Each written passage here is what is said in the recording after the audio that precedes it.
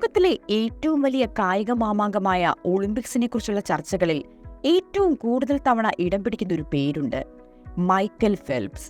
നീന്തൽക്കുളത്തിലെ സുവർണ മത്സ്യം എന്നറിയപ്പെടുന്ന അമേരിക്കയുടെ ഇതിഹാസ താരം.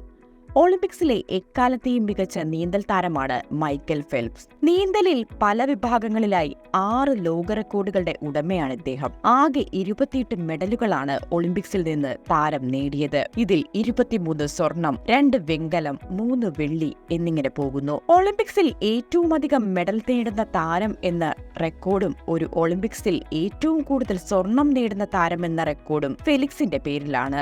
ബീജിംഗ് ഒളിമ്പിക്സിൽ 8 സ്വർണമാണ് ഫെലിക്സ് നേടിയത്. 39-ാം വയസ്സിലും എക്കാലത്തെയും ഏറ്റവും അംഗീകരിക്കപ്പെട്ട ഒളിമ്പ്യൻ എന്ന നിലയിൽ ഫെലിക്സ് എതിരാളികളില്ലാതെ തന്റെ യാത്ര തുടർന്നുകൊണ്ടേയിരിക്കുകയാണ്.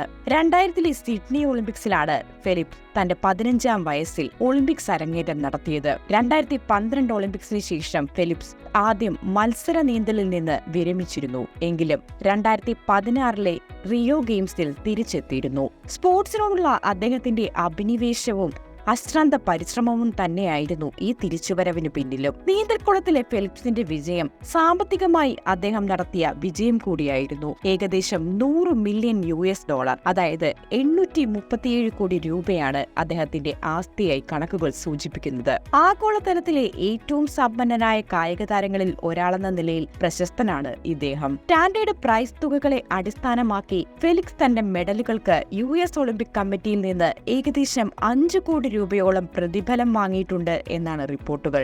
നീന്തൽ മത്സരങ്ങളിൽ നിന്ന് വിരമിച്ചതിനു ശേഷവും omega, subway, visa, under armour തുടങ്ങിയ പ്രമുഖ ബ്രാൻഡുകളുമായുള്ള പരസ്യങ്ങളുടെ ഭാഗമായി പ്രതിവർഷം 83 കോടി രൂപ അദ്ദേഹം സമ്പാദിക്കുന്നുണ്ട് എന്നും റിപ്പോർട്ടുകളുണ്ട്. $1 ബില്യൺ $3 ബില്യൺ ഇടയിൽ മൂല്യമുള്ള ടോക്ക് സ്പേസിലെ അദ്ദേഹത്തിന്റെ ഇക്വിറ്റി ഓഹരി അദ്ദേഹത്തിന്റെ സാമ്പത്തിക ഭദ്രതയെ കൂടുതൽ മെച്ചപ്പെടുത്തുന്നുമുണ്ട്.